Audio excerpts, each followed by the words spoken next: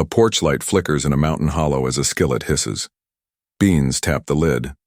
Yesterday's cornbread waits under a towel. Jars hold last summer's colors. The company store ledger is long, but supper can't wait.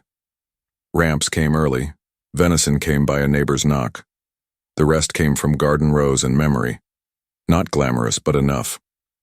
From the 1900s to the 1960s, Appalachian families stretched beans, bread, potatoes, and a little pork into dignity.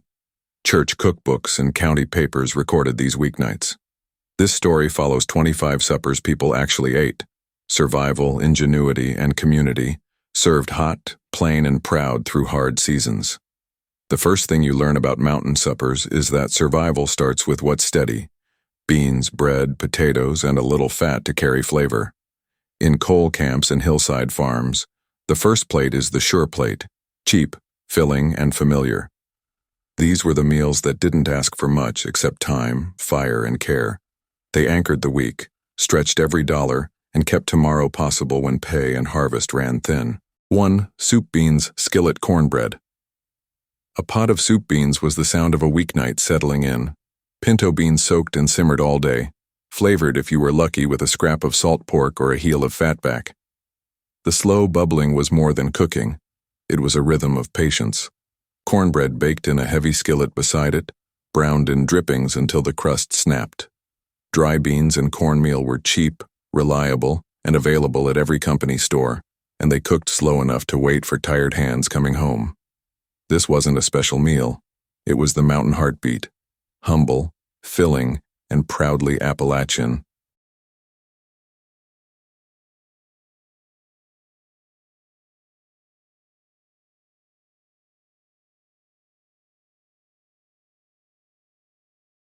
A cast iron pan and a spoon of grease were all it took, slow frying until the edges crisped, the onions melting sweet against the browned slices. Potatoes kept through winter in cellars. Onions came from gardens or store bins. You could stretch beans or eggs alongside and feel you'd eaten right. Every miner, every mother, every child knew that smell, the promise of a warm plate when money was cold. It was cheap warmth, but it never felt poor.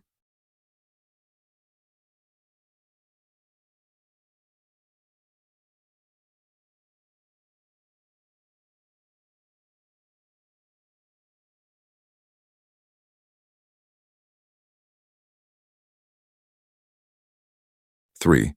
Leather britches, shucky beans, with streak of lean summer beans strung on thread hung from rafters, drying for the months ahead. When January winds cut through the holler, those leather britches came down, tough, wrinkled reminders of the green months. They soaked overnight, then simmered slow with a strip of cured pork called streak of lean. The pot filled the room with that deep, smoky scent of remembered sunlight. This dish was more than food. It was the triumph of preparation, the proof that summer labor would feed winter days. Each bite tasted like a jar opened from August, a memory made edible when the world outside was 4. Kilt lettuce, wilted lettuce, cornbread. When spring finally cracked through the frost, gardens gave their first gift, tender leaf lettuce. Kilt lettuce was a ritual as much as a meal. Bacon drippings hissed in the skillet. A splash of vinegar turned the air sharp. Then the hot fat was poured over torn greens. They wilted instantly, glossy and fragrant. It was eaten right away, with cornbread to soak up the warm dressing. It needed no meat, just timing and care. Early season greens were proof the earth still worked, and after months of dried beans and potatoes, that first bite felt like a holiday, bright, thrifty, and shared among neighbors who traded greens for gossip. Ramps fried potatoes. In the shaded hollows, wild ramps grew thick each spring, sharp, green, pungent, unmistakable. Families foraged together, baskets filling with the first taste of the season. Fried with sliced potatoes and bacon grease, the air turned rich with their wild scent. For many, ramps meant spring had finally won. They didn't cost a cent, but carried pride in every bite. This was food you had to know where to find, handed down like a family secret. To eat ramps was to claim the land as your own, to taste your hills and hollers sharp and alive after the long quiet of winter. 6. Poke sallet greens.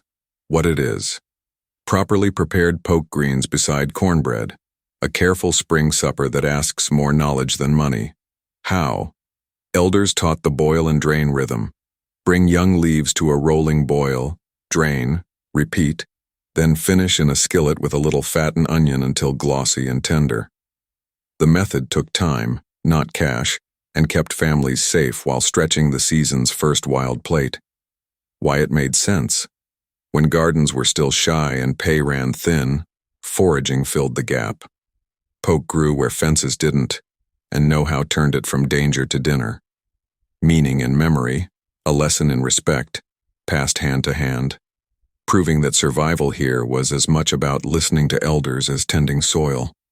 The cornbread beside it did more than soak up pot liquor. It tied the plate to home, to the stove's steady heat, and to the quiet pride of getting it right. 7. Cornbread buttermilk. Crumbled supper. What it is. Day-old cornbread broken into a bowl and drowned in cold buttermilk until it softens at the edges and keeps a little crunch in the middle.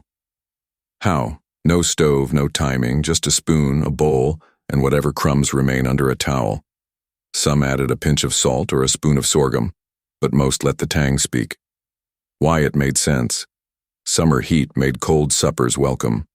This one used leftovers, cost almost nothing, and could be eaten on the porch while the house cooled.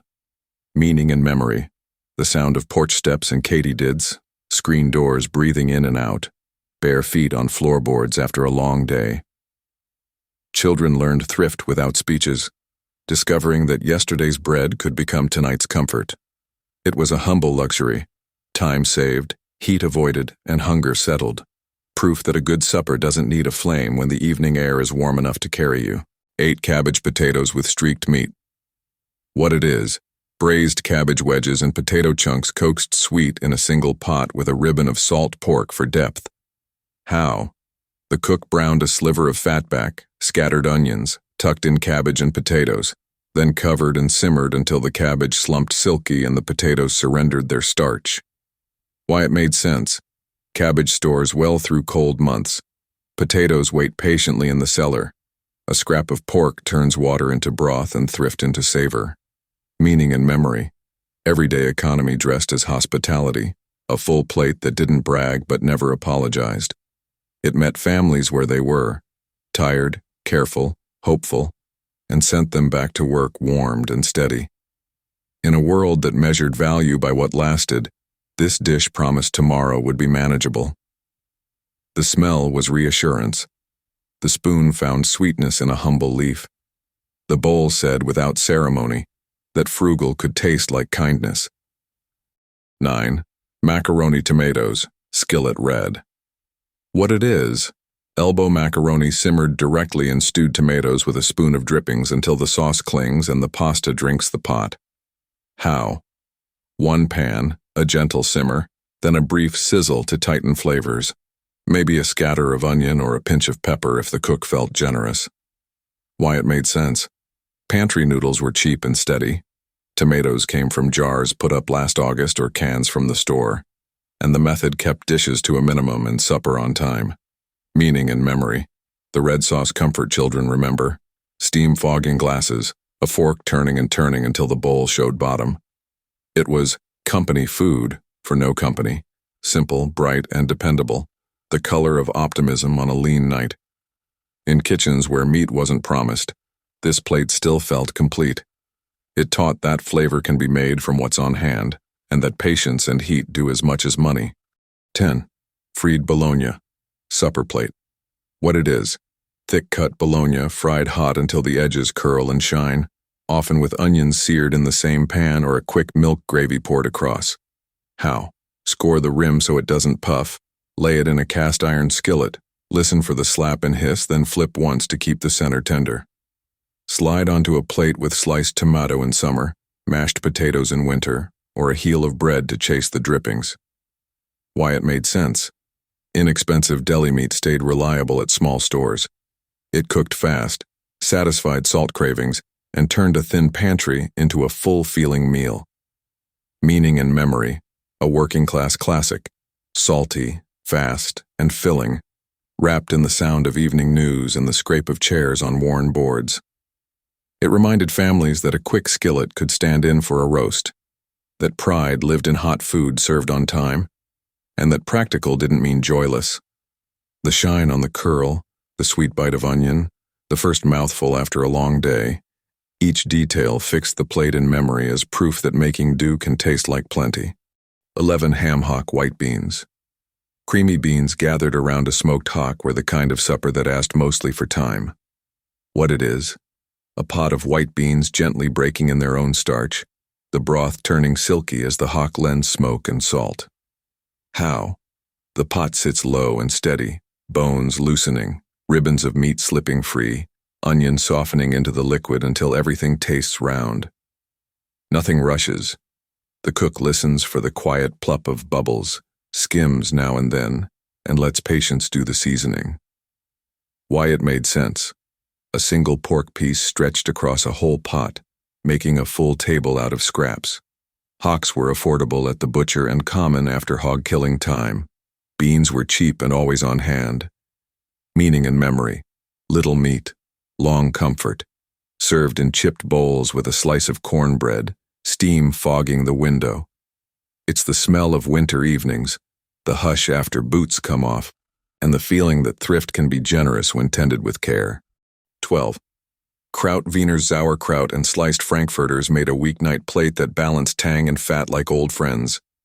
What it is, a warm tangle of cabbage pickle gently braised until mellow, studded with coins of wiener that turn glossy in the pan. How? The kraut hits a little fat, maybe a spoon of onion, maybe a splash of cooking liquid, and the heat stays low until the edges soften. The hot dogs go in last so they plump without splitting. Why it made sense. Store-bought kraut kept forever. Hot dogs were cheap protein, and the two together delivered flavor faster than a long simmer could. Mid-century pantries favored things that waited without complaint, and this supper obliged. Meaning and memory. A staple kids recall and elders trusted. Tuesday night food sliding from skillet to plate while the radio hums. It tastes like busy weeks and full bellies, a reminder that not every good meal needs ceremony. Just a lid, a little time, and the comfort of something both bright and rich. 13. Tomato gravy over biscuits.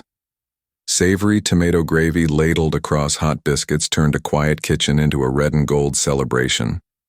What it is, a pan gravy with the sweetness of tomato and the savor of drippings, poured until biscuits drink up color and shine. How?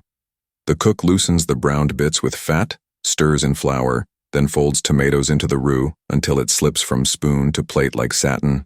A pinch of black pepper wakes it. Why it made sense. Pantry tomatoes, home-canned or from the store, stood ready year-round, and a flour-thickened gravy-stretched flavor when meat was scarce. In gardens that put up jars by the dozen, this was a way to taste August in February. Meaning and memory. Southern ingenuity at its most tender. Supper without meat that still feels like supper. The first knife through a biscuit releases the warm, yeasted breath of the day. The gravy follows, bringing sun to the table even in rain. It's the color of thrift made cheerful and the proof that resourcefulness can taste like kindness. 14. Potato cakes, tater patties. Pan-fried patties from leftover mashed potatoes were the sound and smell of second chances. What it is, small cakes pressed from yesterday's mash, browned until the crust crackles and the centers stay soft. How?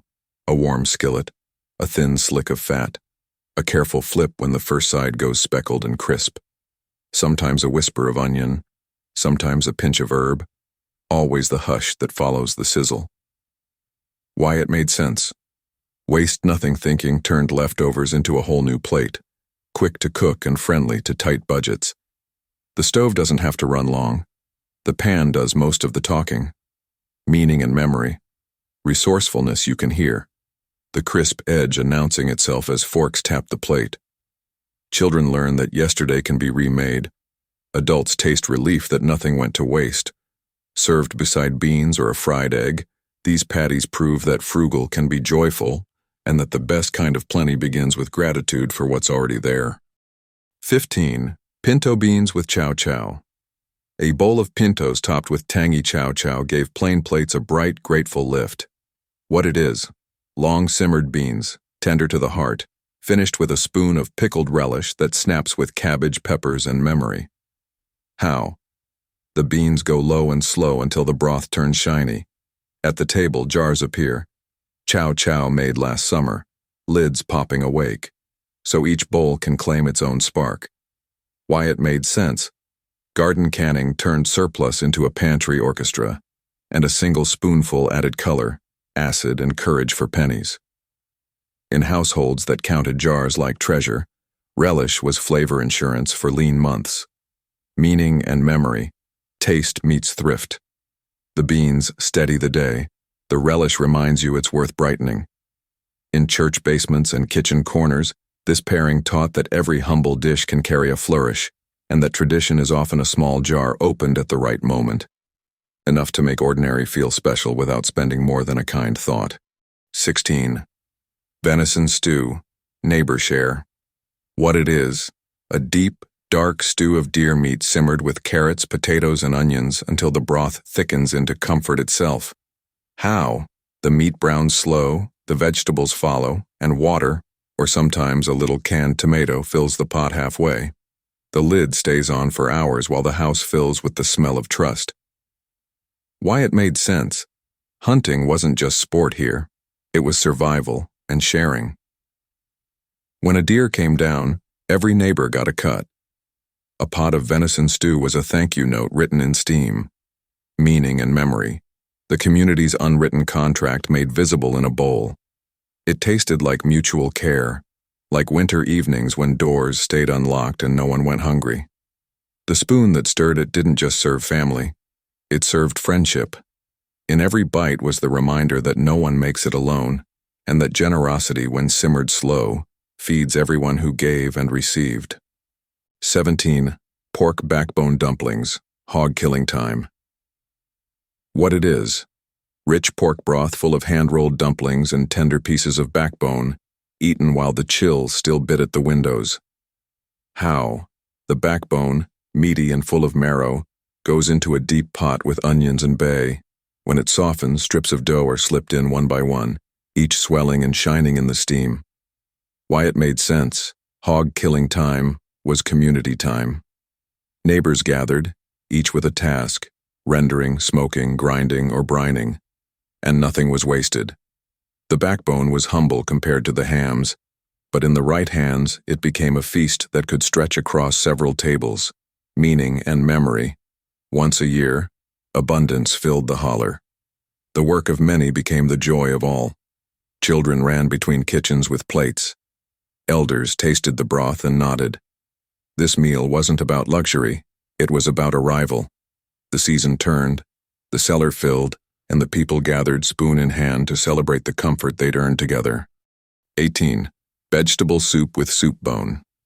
What it is: a garden's worth of vegetables cooked slow around a saved beef or ham bone until everything, potatoes, beans, corn, okra, shares one language.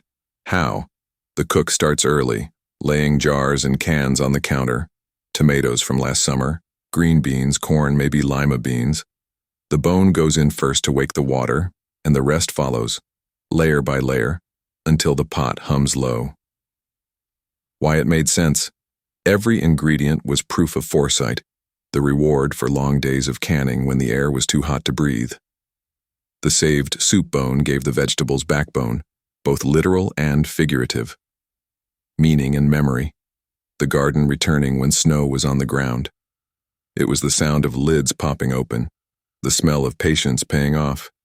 Each bowl tasted like a season kept in glass, a quiet victory over scarcity, and the knowledge that the future had been prepared months before. 19. Fried corn, skillet corn. What it is: kernels of summer corn scraped from the cob and cooked hot until their sugars brown and the edges catch just enough to caramelize. How? A spoon of drippings hits a skillet, the corn slides in with a hiss, and the cook stirs quick to keep the color even. Sometimes milk or cream was added for body, sometimes nothing but salt and a shake of pepper. Why it made sense. Corn was the most generous crop. Fresh, dried, or canned, it waited ready for any season. Fried corn let the summer linger, bright and sweet against the heavier foods of winter. Meaning and memory, the taste of July and January, sunshine revived by firelight.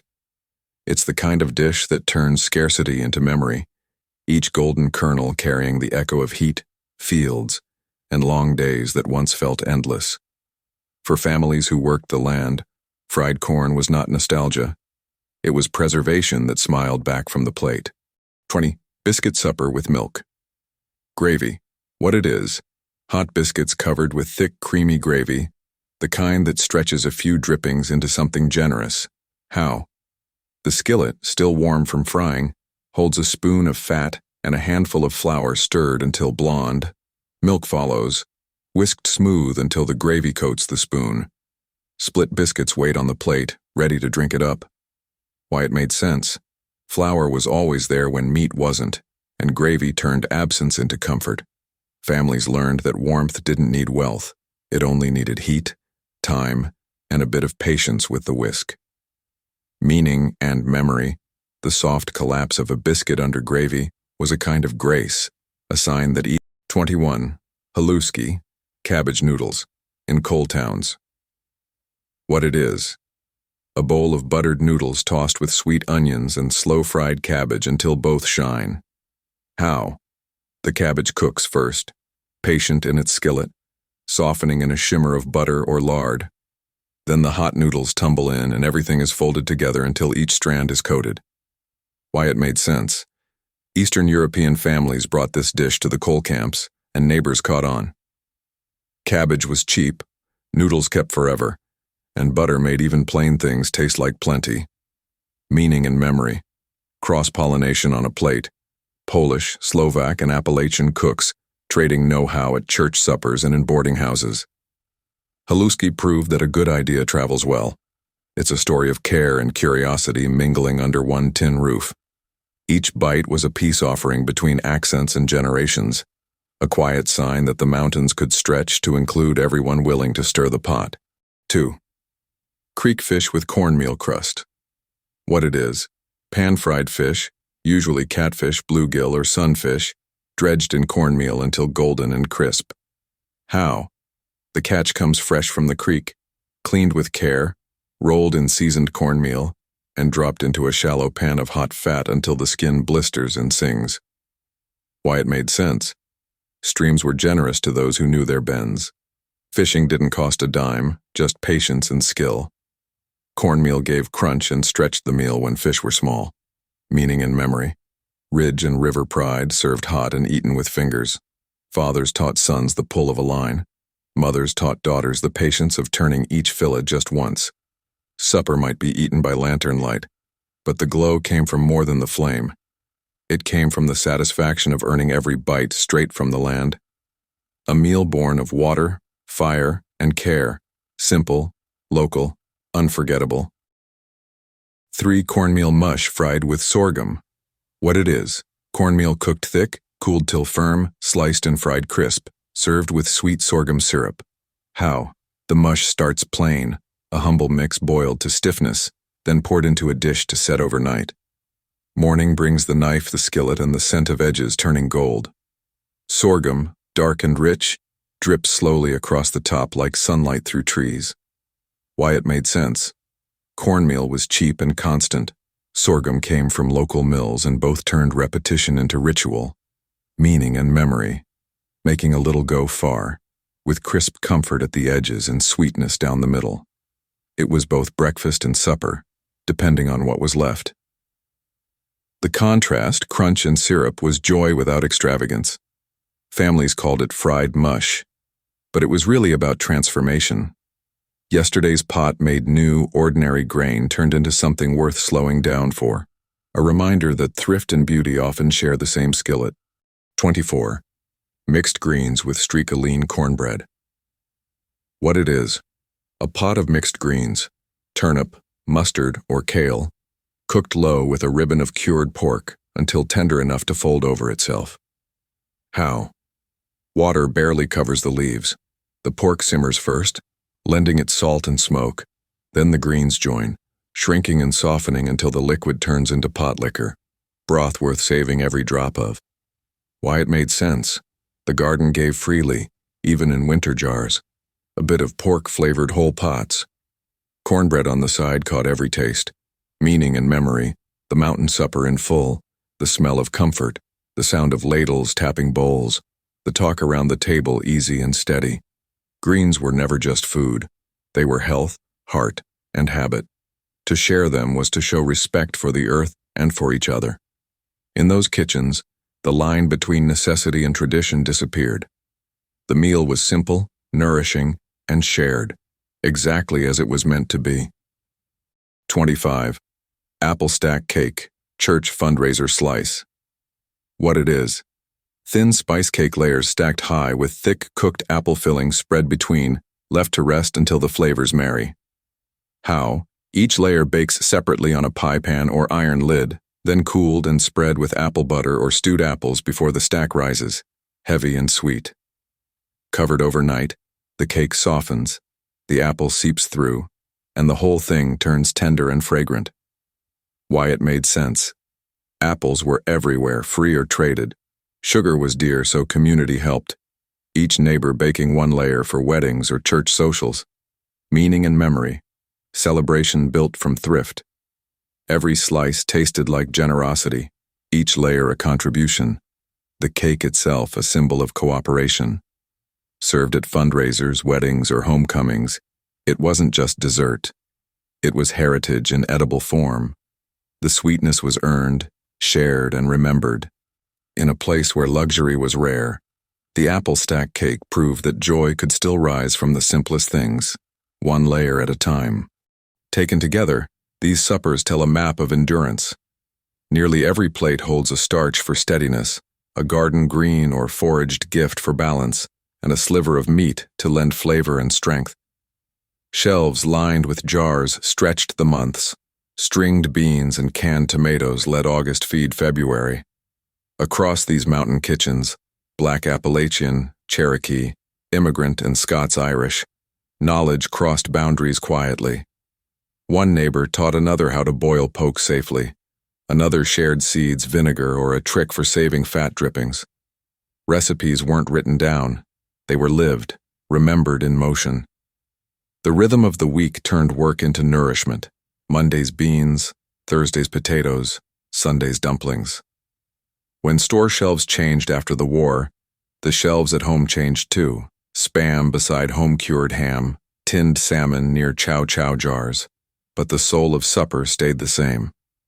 Each dish carried an understanding that enough is a kind of grace, and food shared is food multiplied. These meals recorded care where money couldn't, who traded eggs, who sent biscuits to a sick neighbor, whose venison filled a family's pot. In every case, supper was proof that the mountain heart kept beating, quietly but steady, through every hard season. If these plates seem plain, it's only because the work behind them wasn't. Scarcity turned into habit, and habit turned into heritage that still warms tables today. These foods are the story of resilience written in cast iron and garden rows. If you want more people-first food history, told with respect, never spectacle, stay a while. Share your family's memories.